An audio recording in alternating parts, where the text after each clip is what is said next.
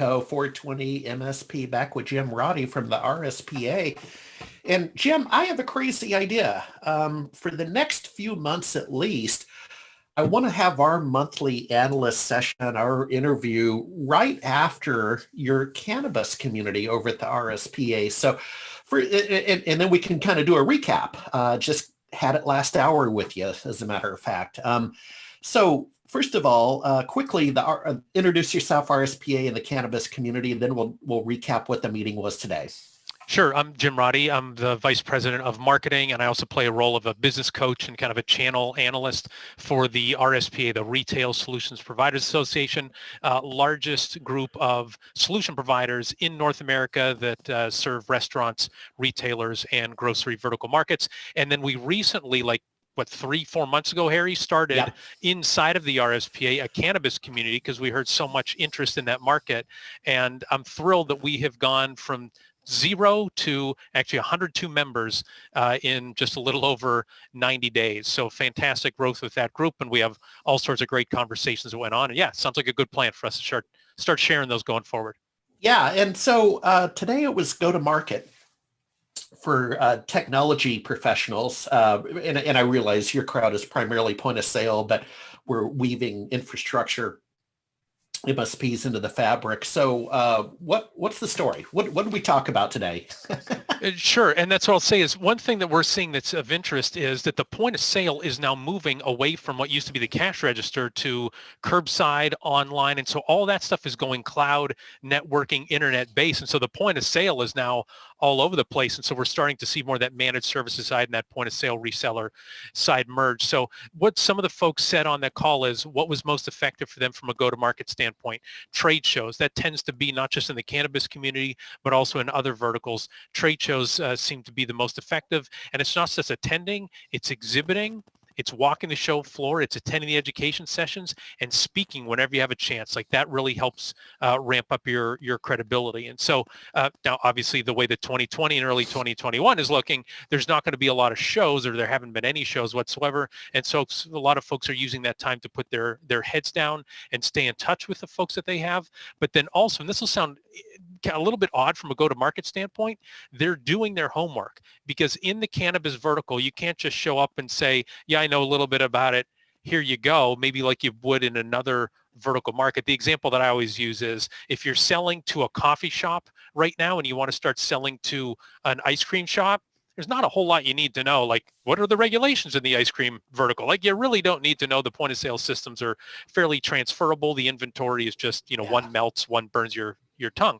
But getting into the cannabis vertical, there's way more that you need to know. And so that was, I think, a real theme on this call, is getting closer to the market from a knowledge standpoint, a regulation standpoint, and then what keeps these cannabis dispensary owners up at night. And a lot of those tend to be regulations. So you really need to know the regulations for your state, federal level, all those different things. So I'll pause there. Those were two of the biggest ones that really stood out to me, Harry. And you were on the call. Curious what stood out to you. Yeah, I was. So the relationship selling aspects, I think as Dan Foote from Alaska and a couple of others said, that it's just not the traditional. An example I have is a commercial lines insurance agent who's now in Steamboat Springs, Colorado. So he had a traditional motion with commercial insurance in his first career. He brought that motion. He's now specializing in cannabis-related commercial insurance, and he brought that motion, and it doesn't work. Okay, the 3 emails, the 3 voicemails, the postcard in the mail doesn't work.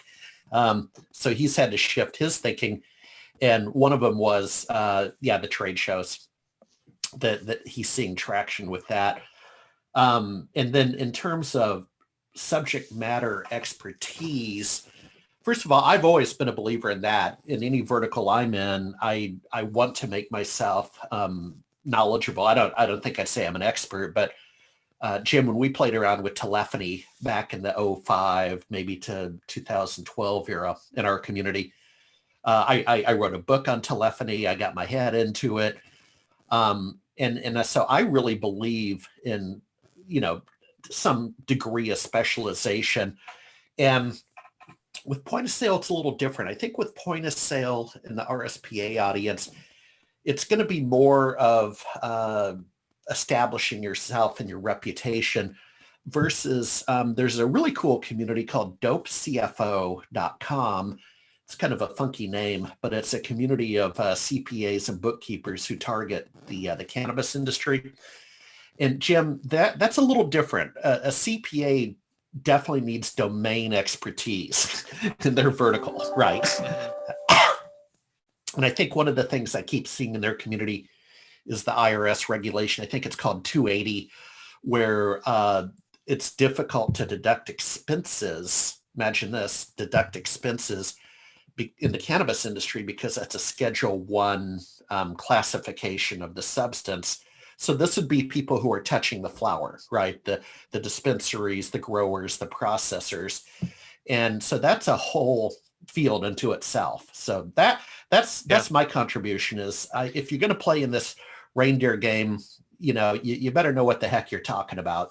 I could have said that in 10 seconds. Well, but if I can build upon, I like the way that you detail that out, because if I could build upon 2 points. So one is you said about being an expert. And I think that was on the call that we had. A lot of folks might be thinking, man, I cannot become an expert that quickly because all these people are way ahead of me. But there's a concept of, number one, partner with folks who know what they're doing, and then you can go to market arm in arm with them. But then also Mike Seymour, I love his quote, I'm not going to make you an expert, but become an authority, right? So if you have an authority, you can do that. And what we're seeing in the retail space is that those folks might not know a ton about cannabis, but they bring somebody who knows cannabis, but they know how to run a retail store. And that's how, like an example, an RSPA member, New West Technologies, that's what they really bring to the table is they talk about, they know retails, they know inventory, they know how to present, they know how to help you sell more.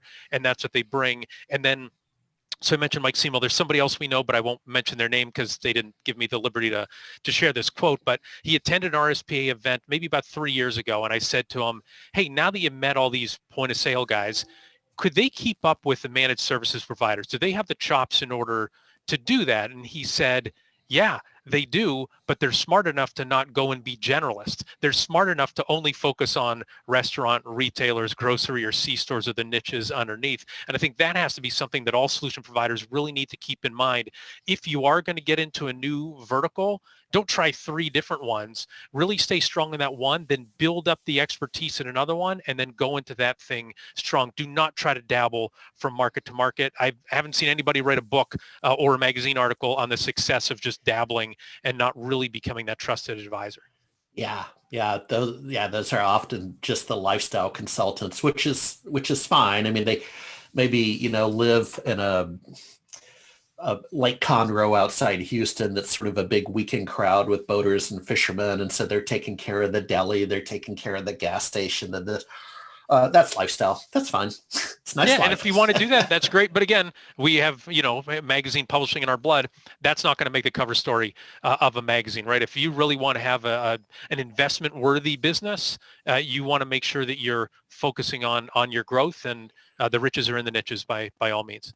There we go. Well, I make that the final word. And folks, it's gorspa.org. That is correct. We're a nonprofit organization. Gorspa.org. All right. We'll see you next month. February 11th is the next committee meeting, Cannabis Committee, what we used to call SIGS. Thanks, Jim. Thanks, Harry. Always a pleasure.